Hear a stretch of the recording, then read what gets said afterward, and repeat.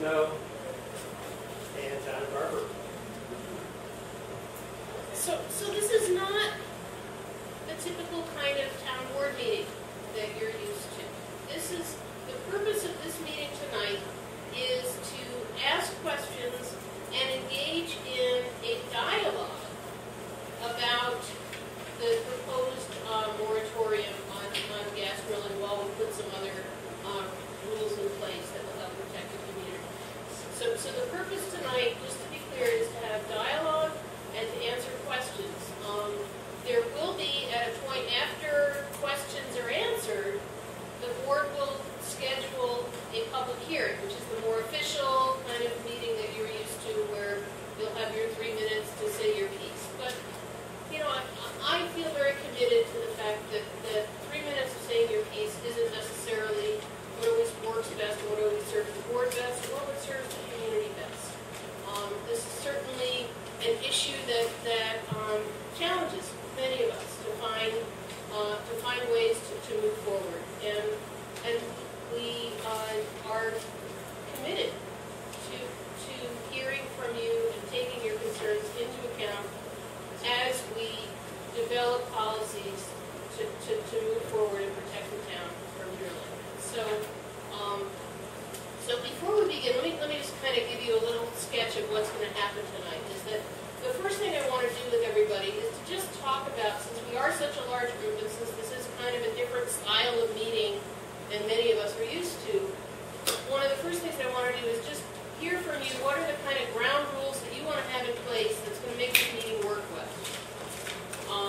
And then after we set that up, then we'll turn it over to Don, who has sketched out on this sheet of paper here an overview of what's inside of the draft moratorium. And he'll explain to you what's in there. At some point shortly, I think probably in the next 15 or so minutes, the town's attorney will be arriving. He let us know that he was going to be late. He had something else going on. But he'll be here to answer questions as well, and knowing him, he probably will have some corrections to whatever Don has to say that may not be quite technical enough for his liking. So we'll hear from the town's attorney a little bit, and then it'll be an opportunity for everybody here, whoever has questions about how this is going to play out, how it's going to impact, what it means, what it doesn't mean. It'll be an opportunity to ask questions. So, hi, come on in. And just have a seat. There's a few in the back or up here in the front. So I want to get started first by just finding out from people what's going to make this work. What are some ground rules that we would want to put in place to have this be the kind of meeting that you want it to be? That's going to work for everybody. Where concerns will get voiced, and it'll be respectful and whatever. Yeah. I think folks need to be respectful of each other and have one person speaking at a time. Okay. Good idea. So respectful.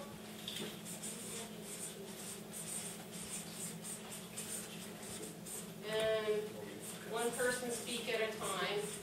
PERSON. What else? You gotta decide how you're going to choose who's going to speak. Whether you raise your hand or not. Okay. And do you have a suggestion of how to do that? Raise your hand. Okay, so people raising their hand And, to speak? and somebody that would choose one person, put down or Okay. So I guess, are people comfortable with me picking who to respond to? Is there another idea? Did you want to say something about I wanted to say we're going to send them names, who people are. If we cannot read the names. Okay, so Molly, you would like that people would state their name for you. I apologize. I should introduce Molly Adams. Is here tonight as the town clerk, or as the clerk, deputy clerk, I guess officially you are. And she's taking minutes from the meeting. And so Molly has a request, and I'll put it up here, is that people say their name before they speak. And then if you can hang on back there, let me get Tony's comments down. We'll put Molly's comments down. Molly, do you know the names of the people that have spoken so far? Well, I haven't been paying attention. Okay. Yeah. other people who live in other parts of town will know who they are.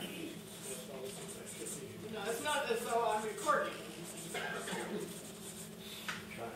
Oh, is that right? Okay, I didn't know whether you were recording. Okay. Maybe you want to explain that to clarify for people so that it doesn't feel weird. Yeah, you know, you don't have to sign your name as to what he says. But if there are people here from Peaceville, and there are people here from Brookendale, and they won't always know each other. So you want to both say your name and where you're from then, maybe? That's a good idea. Okay.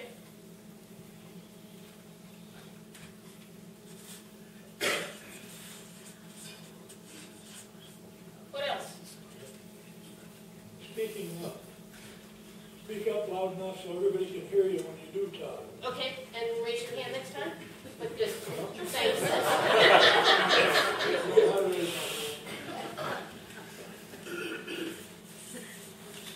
I couldn't hear you when you did say that. You wasn't speaking loud enough. Can we have one up there about not giving the facilitator too hard of a time? No, I'm teasing. You're fine. Yeah. I'll raise my hand now.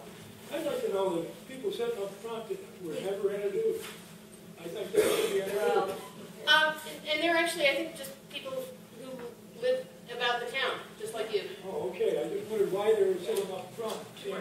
Everybody's sitting back here, they're sitting up there. Yeah. I assumed that our councilmen and that would be in the front. Yeah. So, yeah, I should probably explain that better. So, what I had hoped, quite honestly, this is way more people than I anticipated, and I was thinking that it'd be nice if we could all sit in a circle. And so, I don't think there was a room in this town big enough to hold a circle of all these people. So we did the best we can, but these are people who got here earlier on and were kind enough to sit in the circle that I envisioned. So, who else? Yeah. My name's Jan, and I live on Slaterville Road, and my hearing is challenged. And one thing that makes it really hard is when people are having little discussions while other people are talking. So I don't know if it would help to have a break like a 3-minute break every half hour, or if people could just be quiet. Okay. So it sounds like you have two requests. One is perhaps take a break, and the other is to not have little side conversations. Yeah, Okay. just because of the auditory qualities of that. Okay. So no side conversations.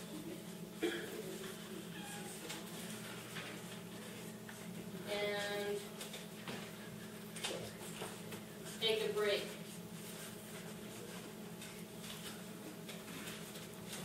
If needed. Thank you. So we may not need to take a break, but we might. We'll decide that at some point. Yeah. I'm Inga, and I'm going to do what I suggest, is that in order to hear you, I think it's better if you stand up. I think it makes it easier to be heard. Okay. Thanks. So stand up. Be heard. Stand up when speaking.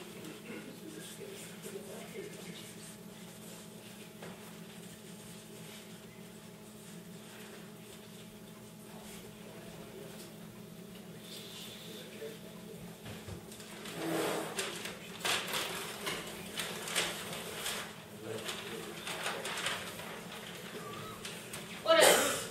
Other thoughts? What other things what we can do to help a meeting of this size work okay? Yeah, Mr. Proto. Irene, could you perhaps have somebody with a loud voice like yours repeat every question? Repeat every question. Okay, Frank would like me to repeat every question. I will try to remember to do that. And if I forget, please let me know. If you didn't hear what's going on and needed to be repeated. What?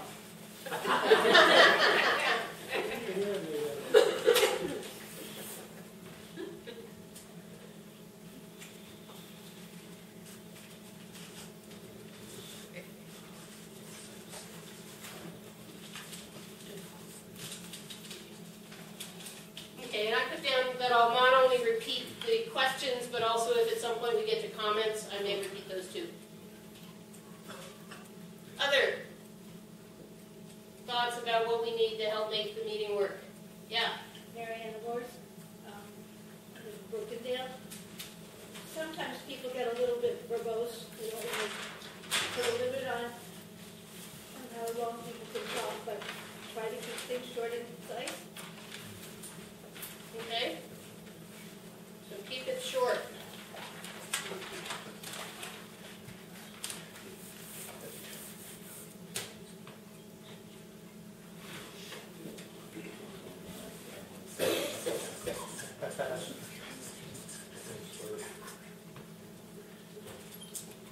Other? Explanation, what the hell's verbose?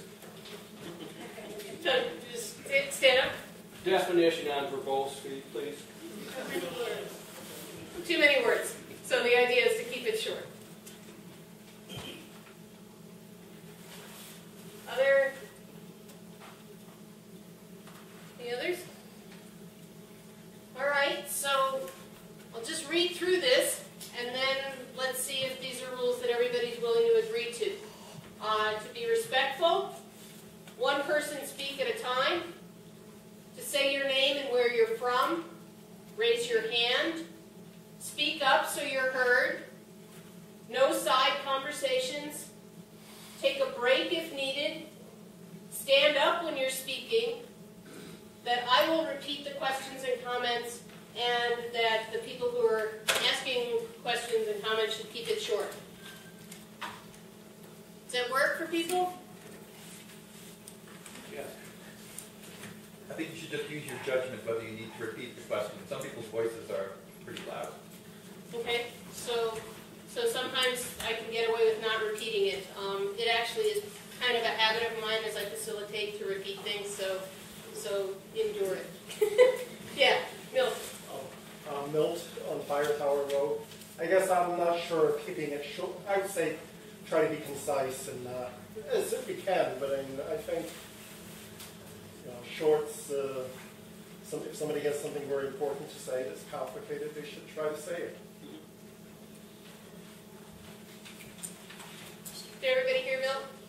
That keep it short is a good rule of thumb, but sometimes there's stuff that takes longer to say and people shouldn't feel constrained from saying it. Pete. Yeah. Pete Hoyt. I got a question about follow-up questions, and I don't really know what the right way to handle that is, but oftentimes when you ask a question and get an answer, there's this strong urge to say, yeah, but. I have that urge a lot. It might be nice to have some sort of a ground rule on that, but I really don't know what kind of ground rule I would ask for, but I just kind of toss it out. Okay. So Pete is tossing out the question, and I don't have a good answer either, Pete, so maybe we'll start that as a way to have a little bit of